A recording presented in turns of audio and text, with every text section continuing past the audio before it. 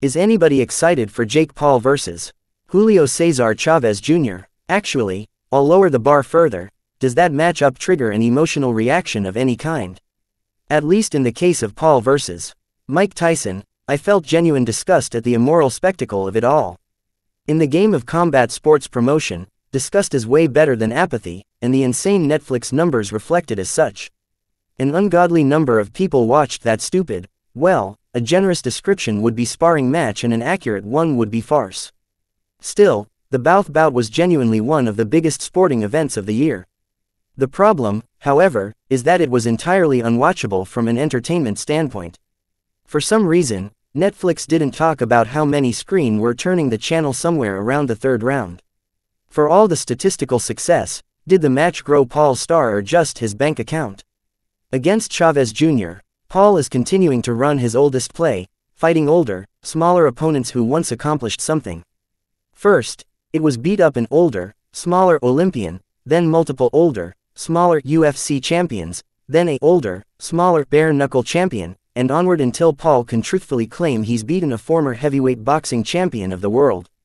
If you can just ignore the fact that Mike Tyson was ancient and all the others were 30 pounds lighter, it's quite the resume. Chavez Jr. is 39 years old and won his belt in 2011 at 160 pounds. He's a fresh-faced teenager compared to Iron Mike, but everybody and their mother knows Chavez Jr. has struggled with motivation, consistency, and addiction for more than a decade now. The chances of a turn-back-the-clock performance are slim, and the extremely wide betting odds reflect this pessimistic view. More likely than not, Paul will soon be trying to argue that he's beaten multiple boxing world champions, once again just begging fans to ignore all context. After Tyson, however, it feels like fewer people are buying into the bit. Paul went too old, and the whole scheme collapsed in on itself. He doesn't look like a boxing prospect, just a bully, and who really cares about some turd buying favorable matchups?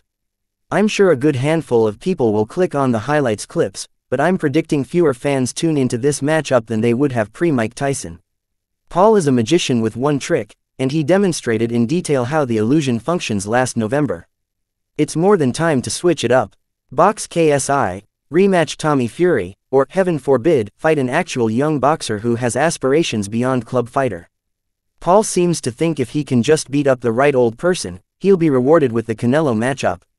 He might be correct, but he also risks losing all interest in his boxing career if he continues to batter us with the same style of matchup ad nauseum.